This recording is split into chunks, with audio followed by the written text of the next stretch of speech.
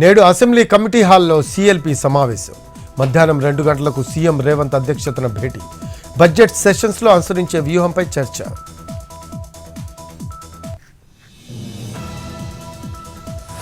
ఇవాళ అసెంబ్లీకి కేసీఆర్. బీఆర్ఎస్ ఎల్పీలో ఎమ్మెల్యేలు ఎమ్మెల్సీలకు దిశానిర్దేశం. హామీల అమల్లో వైఫల్యంపై ప్రభుత్వాన్ని నిలదీయాలి అన్న గులాబీ బాస్. పార్టీపై ప్రభుత్వం చేస్తున్న నిందలను తిప్పికొట్టాలని ఆదేశం.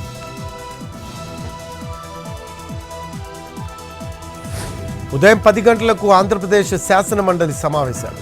ఏపీ సాంకేతిక సేవల లిమిటెడ్ వార్షిక నివేదికను ప్రవేశపెట్టనున్న మంత్రి లోకేష్.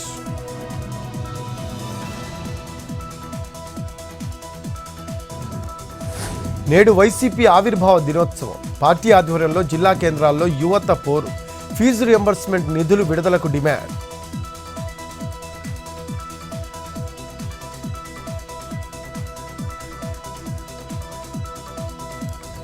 రాజమండ్రి సెంట్రల్ జైలుకు బోరుగడ్డ అనే కోర్టు ఆదేశాలను ధిక్కరించి 12 గంటలు ఆలస్యంగా జైలుకు వచ్చిన రౌడీ షీటర్.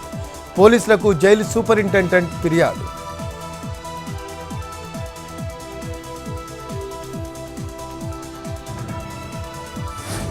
గద్వాల జిల్లా వేములలో ప్రేమ జంట పరారు.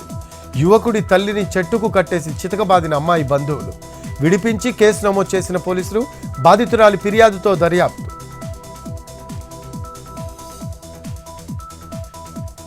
నెల్లూరు జిల్లా కొండబిట్రగుంటలో తప్పిన ప్రాణాపాయం. శ్రీ ప్రసన్న వెంకటేశ్వర స్వామి బ్రహ్మోత్సవాల్లో అపశృతి. గుడిలోకి టపాసుల లోడుతో వెళ్తున్న ఆటో దగ్ధం. ప్రాణాలతో బయటపడ్డ డ్రైవర్.